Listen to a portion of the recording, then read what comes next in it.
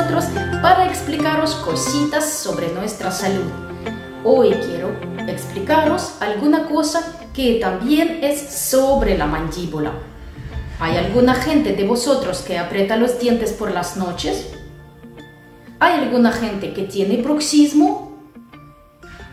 Por un lado, la causa de esto puede ser cuestión de nervios, cuestión emocional, pero por otro lado, esto puede ser los músculos o ligamentos de mandíbula que no funcionan correctamente.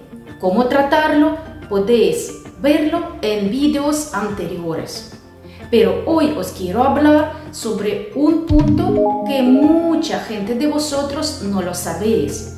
En muchos casos, bruxismo empieza cuando una persona pierde una muela. Esto pasa porque nuestro cerebro siempre tiene que sentir el contacto de los dientes. Si, por ejemplo, en un lado nosotros no tenemos diente y el cerebro no siente que hay contacto aquí, lo que va a hacer es apretar aún más y más la mandíbula buscando dónde está este puntito para apoyarse. ¿Cómo pasa esto? Muy fácil, porque los dientes, las muelas, son órganos muy complejos. Tienen también sus nervios, tienen también su parte ósea, tienen también su parte que lo cubre exteriormente, y etcétera, etcétera. Y a través de los nervios, el cerebro sabe si los dientes están tocando o no.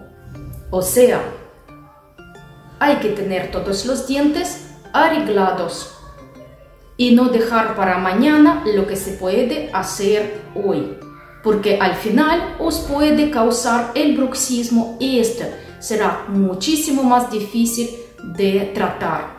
Se desgastan los dientes, vosotros no podéis descansar bien por la noche cuando dormís, hasta podéis tener dolores en la cara. Por esto os aconsejo siempre tener los dientes arreglados, aunque sea un implante, no importa. Este lado, como ya no tiene nervio, no va a sentir nada, pero este lado sí va a sentir el contacto con otro diente. Y para cerebro será todo ok. Espero que ahora vosotros vais a prestar más importancia a vuestra mandíbula y a vuestra dentadura. Como siempre, yo os deseo muchísima salud y nos vemos en vídeos siguientes. Hasta el próximo vídeo.